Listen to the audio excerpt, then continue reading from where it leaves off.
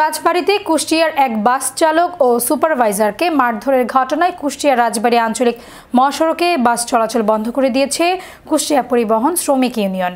রোববার সকাল থেকে কুষ্টিয়া থেকে রাজবাড়ী দৌলদিয়া রুটে কোনো বাস চলাচল করেনি। এতে চরম ভোগান্তিতে পড়েন যাত্রীরা।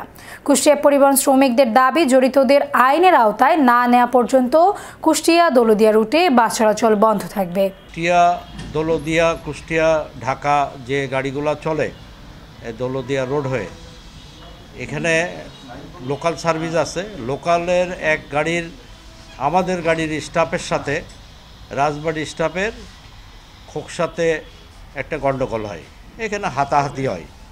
এই হাতাহাতিকে কেন্দ্র করে তারপরে এটা চলে যায়। তারা মনে করছে একে পর্যন্ত শেষ, কিন্তু রাজবাড়ী যাওয়ার পরে আমাদের ওই গাড়ির স্টাফকে নামায় বেকায়দা মারধর করে, যার কারণে ওই একজনের হাত ভেঙে যায় আর একটা শ্রমিক মাথাটা সব কেটে যায়। তাকে হসপিটালে নিয়ে যায়, তাকেও চিকিৎসা দেওয়ার পরে ওই গাড়িসহ ওই স্টাফ যখন কুষ্টিয়াতে চলে আসার পরে টার্মিনালে আমাদের যারা শ্রমিক আছে স্বভাবতই মার খেলে যাওয়া হয় শ্রমিকদের মধ্যে উত্তেজিত।